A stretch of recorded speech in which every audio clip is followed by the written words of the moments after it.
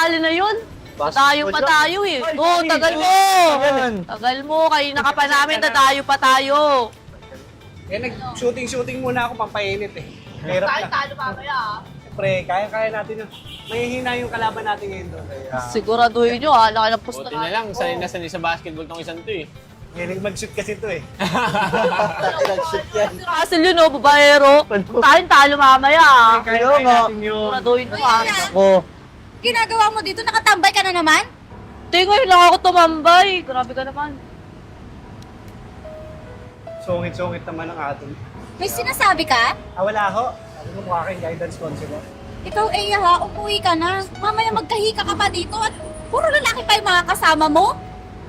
Ote, sige te, una ka na, susunod ako. Bilisan mo ha. Ote. Oo, paano? Una ako ha. Pagalitan ako ni ate. Masubukan na kami. Sige na, ingat ka. Uy,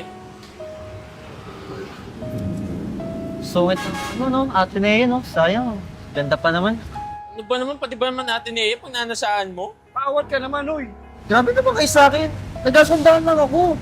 Eh, malibog. Malibog. Yakang. Lahat ng sinasabi ang maganda, malibog agad sa inyo.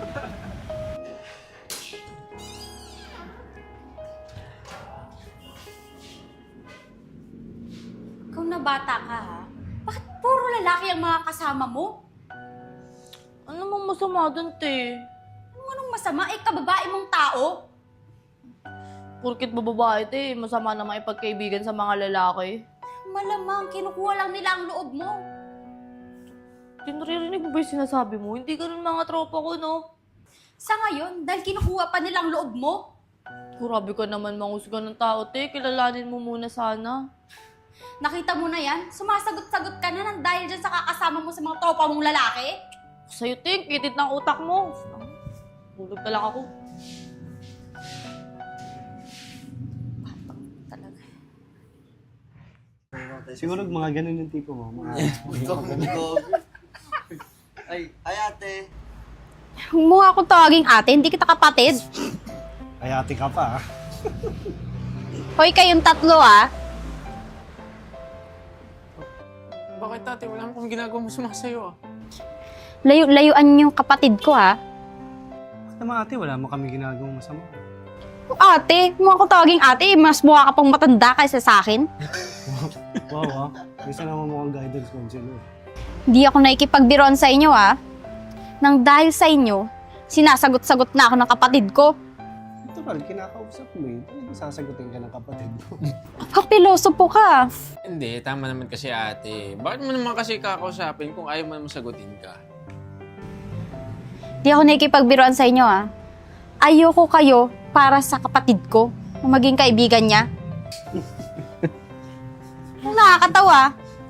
Eh, kasi, ang ganda nyo pala, pero sungit nyo din pala. Ang buisit na. Ano, lagot kayo. Hindi kong tuloy. Eh, wala akong masamang sinasabi sa kanya. Yan mo na. Sungut-sungut naman. Mukha namang guidance counselor. Palibasa kasi may gusto ka sa kanya. Ikaw, pati yung pinaglanasaan mo pag kapatid niya. Tara, merienda tayo. Tara na. Baka- Baka... to si Russell eh. Kaya ate.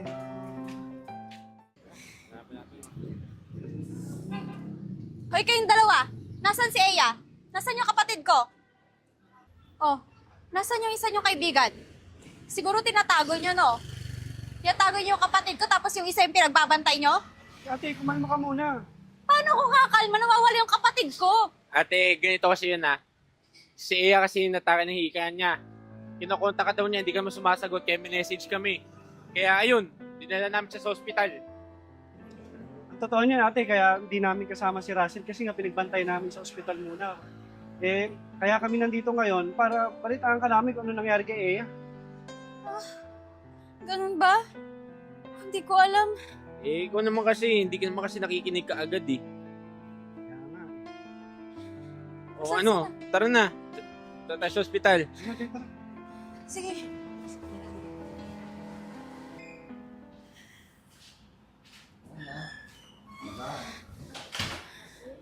Eya, kumusta ka na? Kumusta yung pakiramdam mo? Pasensya ka na. Hindi ko nasagot yung mga tawag mo kasi sobrang busy ko sa trabaho. Okay lang yun, te. Buti na lang, dyan yung mga tropa ko. Nadala nila agad ako sa ospital. Kung hindi, ako ko na lang talaga. Pasensya na kayo ha. At salamat ha. Pasensya na sa mga nasabi ko. Karaan sa inyo na panghuhusga. Wala po yun, te. Okay lang yun. Sanay naman kami musigahan. At least kahit pa paano, alam niya na hindi kami katulad ng mga iniisip mo. Pasensya na talaga. Sabi ko naman sa'yo, te, iba yung mga tropa ko eh.